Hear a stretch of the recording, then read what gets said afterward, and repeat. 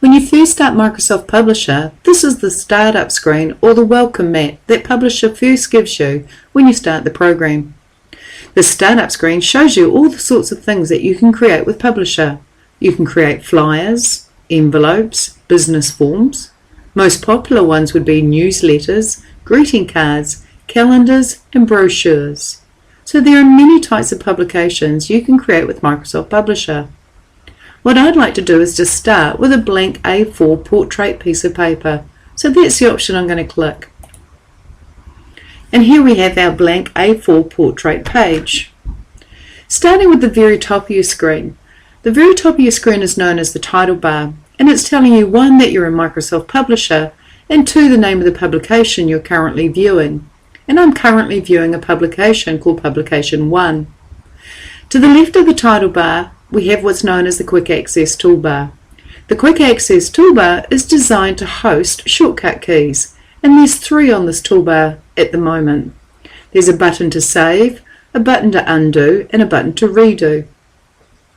Now the Quick Access Toolbar does sit above what they call the ribbon, which is this rather large panel here. I don't think sitting the Quick Access Toolbar above the ribbon is the best place for this toolbar. So the first thing I'm going to get you to do is to click this button on the far right end of the toolbar, called the Customize Quick Access Toolbar, and choose the option to show it below the ribbon. When I click this option, you'll see the toolbar's moved and it's now below the ribbon. This enables us to add all sorts of shortcuts along here without it banging heads with the name of the publication.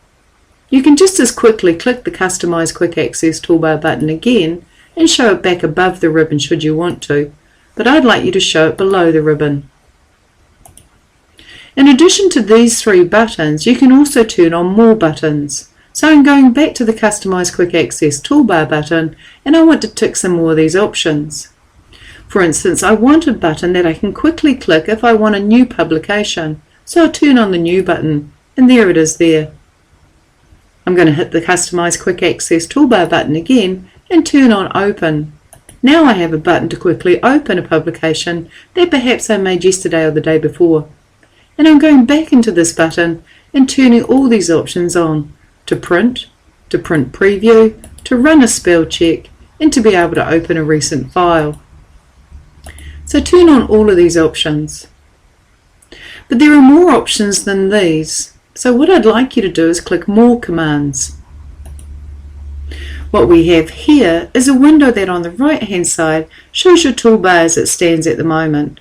And on the left hand side we have what Microsoft deem as the most popular commands in Publisher. I'd like to change popular commands to all commands.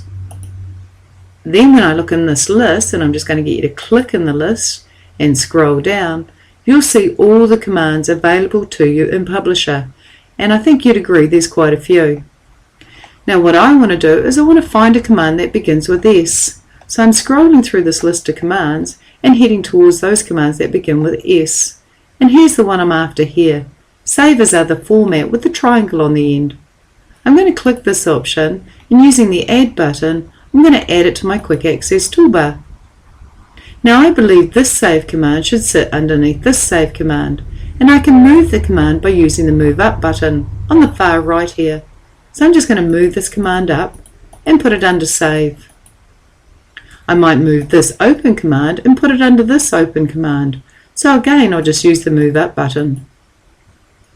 When I click OK, the toolbar as it stands at the moment will change to look like this. So I'll click OK. So this is the Quick Access Toolbar. This is the title bar, and this is the ribbon.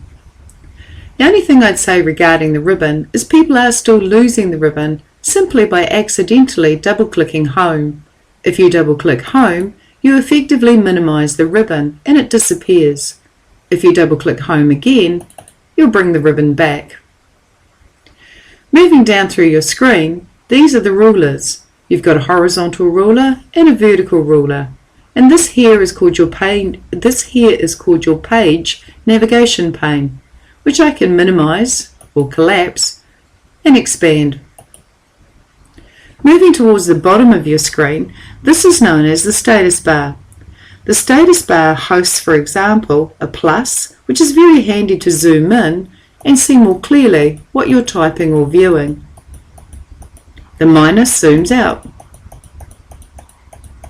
The slider can be dragged. If I drag the slider to the right, I'll eventually hit 800%, and if I drag it to the left, I can take it down as far as 10%, and if I drag it midway, I've gone to 100%. This little button in the far right corner is also very useful if you want to quickly show the whole page. Now the fact that these are actually visible is because they've been turned on.